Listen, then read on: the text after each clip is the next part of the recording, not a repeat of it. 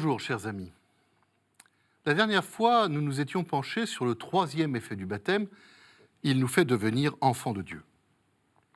Mais si nous avons tous le même Père, cela signifie que nous sommes tous frères.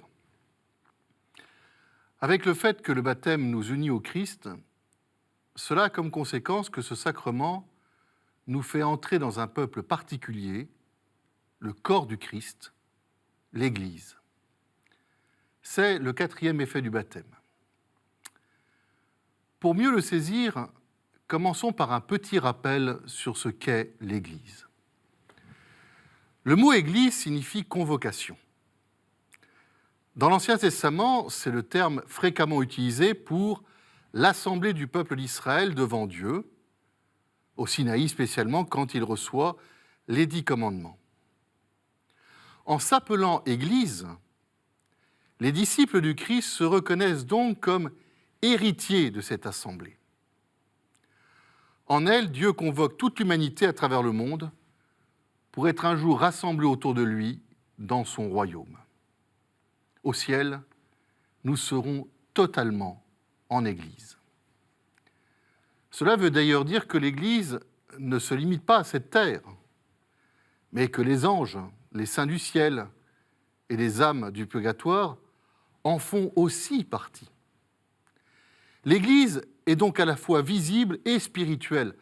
Elle est une communauté de foi, d'espérance et d'amour, par laquelle nous sommes en communion avec Dieu et les uns avec les autres. Fondée par le Christ et guidée par l'Esprit Saint, l'Église est un don de Dieu. Elle est le corps du Christ, ce qui signifie que celui-ci vit et agit dans l'Église, qu'il est le principe de sa vie et qu'elle a le rôle de communiquer la grâce qui vient du Christ. Et ce corps est constitué par l'ensemble de ceux qui suivent le Christ en se laissant guider par l'Esprit d'une façon ou d'une autre, parfois sans le savoir. L'Église est constituée de tous ceux qui, en fin de compte, seront sauvés à travers l'espace et le temps. Les contours de l'Église sont donc indistincts, puisque nous ne savons pas qui sera sauvé. L'Église de cette terre, constituée des baptisés, n'en est qu'une partie. Elle est le signe, le sacrement, la réalisation visible en ce monde de cette Église universelle immense dont parle le livre de l'Apocalypse. On comprend alors qu'on n'entre pas dans l'Église comme on entre dans une association ou dans un groupe humain quelconque. C'est le don du Saint-Esprit qui fait de nous des membres du Christ. C'est en un seul esprit que nous avons tous été baptisés pour ne former qu'un seul corps, dira saint Paul. On devient membre de l'Église non pas par la naissance physique, mais, comme l'explique Jésus à Nicodème, par la naissance d'en haut, de l'eau et de l'esprit, c'est-à-dire par le baptême. On n'est pas chrétien par la naissance physique, comme par exemple dans le peuple juif où l'enfant qui naît d'une mère juive est automatiquement juif. On choisit d'être chrétien en répondant à l'appel de Dieu. Ainsi, grâce au baptême, naît l'unique peuple de Dieu de la Nouvelle Alliance, qui dépasse toutes les limites naturelles ou humaines des nations, des cultures, des races et des sexes.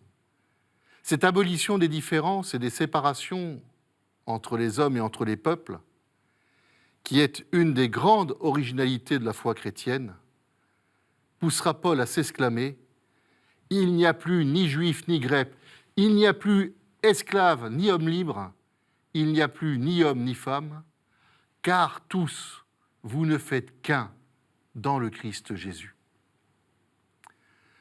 Le baptême unit mystérieusement entre eux tous les chrétiens. Par cette Église, nous recevons de façon ordinaire tout ce que Dieu veut nous donner pour parvenir au salut. Pour un catholique, le lien avec l'Église n'est pas optionnel. De même que la vie humaine a besoin d'une famille pour se développer, De même, la foi a besoin d'une famille spirituelle, l'Église, pour s'épanouir pleinement. Nous ne pouvons pas croire tout seuls, car notre foi est transmise et vérifiée par l'Église, et elle grandit grâce à elle. C'est pourquoi saint Cyprien, évêque de Carthage au IIIe siècle, n'hésitait pas à dire « Il ne peut avoir Dieu pour père celui qui n'a pas l'Église pour mère ». Cette entrée dans l'Église est signifiée plusieurs fois dans le rite du baptême. La toute première phrase de la célébration y fait déjà allusion. Que demandez-vous à l'Église de Dieu ? Et après la réponse à cette question, le célébrant dit à celui qui va être baptisé « La communauté chrétienne t'accueille avec joie, entre dans la maison de Dieu afin d'avoir part avec le Christ pour la vie éternelle. » Puis, après la proclamation du credo, une autre question est posée aux parents et aux catéchumènes, signifiant bien que la foi reçue par le baptême est celle de l'Église. Voulez-vous que cet enfant soit baptisé dans cette foi de l'Église que tous ensemble nous venons d'exprimer? Et juste après le baptême, au moment de l'onction avec le Saint-Crème, le célébrant proclame « Tu es maintenant baptisé, désormais tu fais partie de son peuple, tu es membre du corps du Christ. » Le baptême offre ainsi plusieurs cadeaux à celui qui le reçoit. La libération des péchés, le don du Saint-Esprit, la filiation divine et l'appartenance à l'Église, tout cela pour entrer dans la vie éternelle. On perçoit alors l'importance et même la nécessité absolue d'être baptisé pour entrer au ciel. C'est ce que nous aborderons la prochaine fois. À très bientôt.